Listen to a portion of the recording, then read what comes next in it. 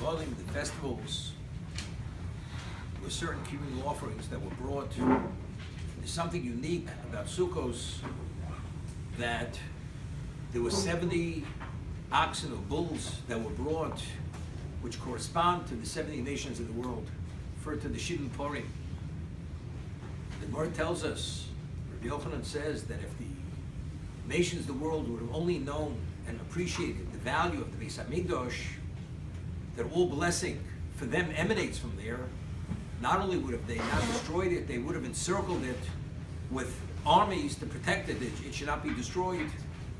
So not only did they not do that, they destroyed it. It was destroyed. Because all the sustenance and all the bracha that comes to the nations of the world came through these 70 oxen that were brought on their behalf. The Shibim Parim, which correspond to the 70 nations of the world. We find that as the days of the 7-day period of Sukkot continues, there's a diminishment of the oxen. Larger numbers to smaller numbers, until ultimately they're all expended, so to say. And on Shmini Atzeres, there is the Korban for Klal Yisrael. That's on Shmini Atzeres, the 8th day.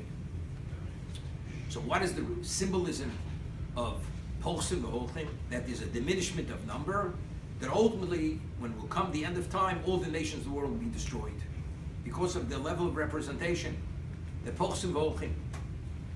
So therefore, every day when we read about the communal offerings, the numbers are less and less as the days advance and continue.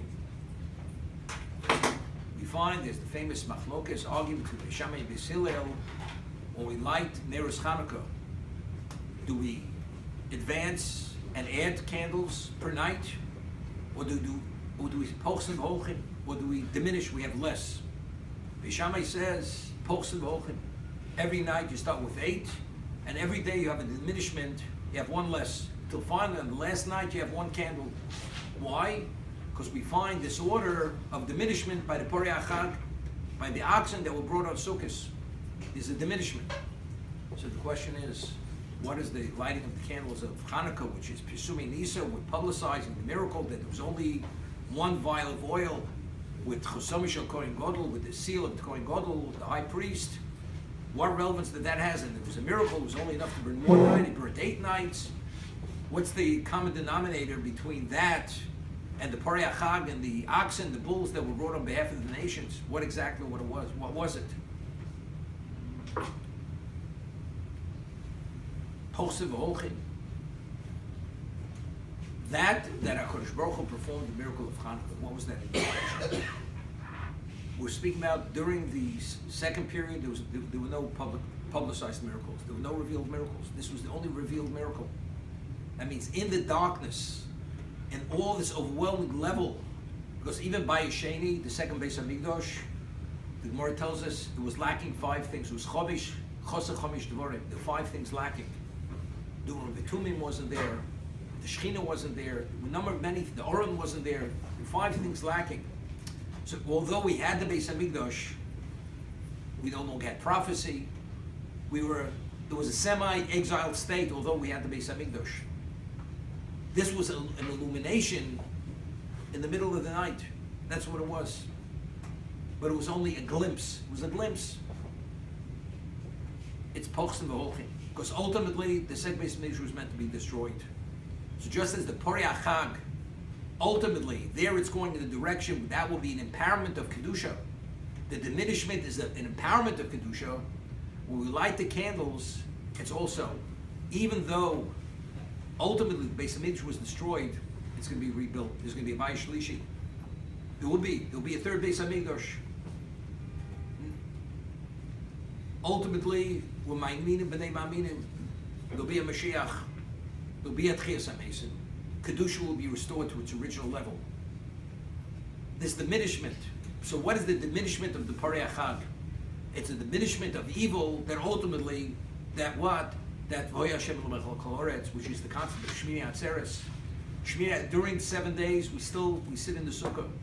We need, even though it's a semi-residence, it's not a permanent residence, it's temporary residence. But factually, when it comes to the eighth day, which is Shmini Atzeres, which eight is always L'malam min Ateva, that goes beyond the physical, that's supernatural. When you are that attached to God to that degree, you need no protection whatsoever. You don't even need the temporary abode, the temporary residence. You need walls, you need nothing. That's the ultimate. The ultimate is Shmini Atzeres. The Midrash tells us, Yalkut, that just as we find that Shavuos was 50 days after Yetzias Mitzrayim, after we left Egypt, that was the culmination, that was the summit of the ascent when we left Mitzrayim. Factually, Shmini Atzeres should have been 50 days after Sukkot, identically the same. But why wasn't it 50 days after Sukkot? Because Hakadosh Baruch had Rachmanus on Klal Yisrael would have to trudge back to Yerushalayim in the middle of the winter, the mud, the snow. So Hashem says, celebrate it immediately. So we're saying Shmini Atzeres is the equivalent to Kabbalah Satorah. Kabbalah Satorah is the ultimate. This was the ultimate dveikus. This was the ultimate attachment to God. Shmini Atzeres is the ultimate attachment.